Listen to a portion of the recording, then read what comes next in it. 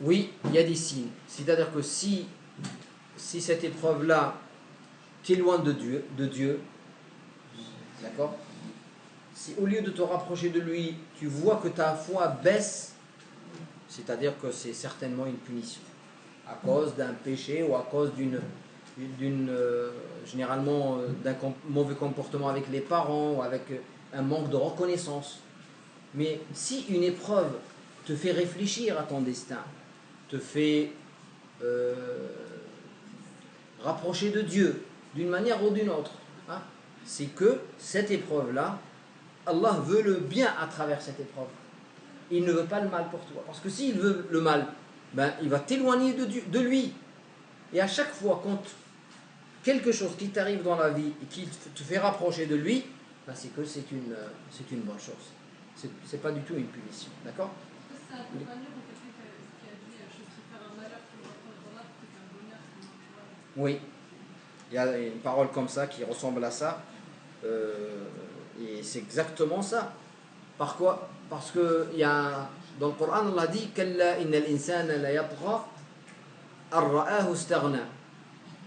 L'homme, il, il devient rebelle quand il se voit riche.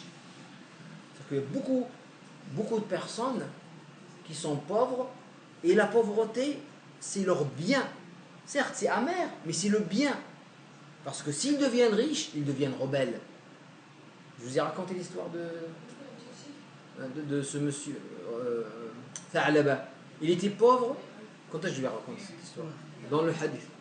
Quand j'explique le hadith dans le bus, il était pauvre et le prophète lui dit, il vient voir le prophète, il lui dit, je veux devenir riche, je veux devenir riche. Le prophète lui dit, mais reste quand tu es bien.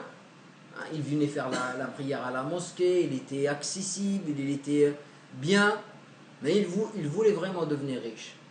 Et il demande au prophète de demander à Dieu. Dieu lui a donné la richesse, parce qu'il insistait tellement, Dieu lui a donné la richesse. La richesse l'a éloigné de la mosquée, l'a éloigné du prophète, et l'a éloigné même de l'islam, parce qu'à un moment donné, il ne voulait même pas contribuer par la zakat. Donc, la conclusion, c'est quoi? Un vrai malheur, c'est celui qui t'éloigne de Dieu. Ça, c'est le vrai malheur. C'est le mal. Le mal, il t'éloigne de Dieu. Qu'il soit doux ou amer. D'accord?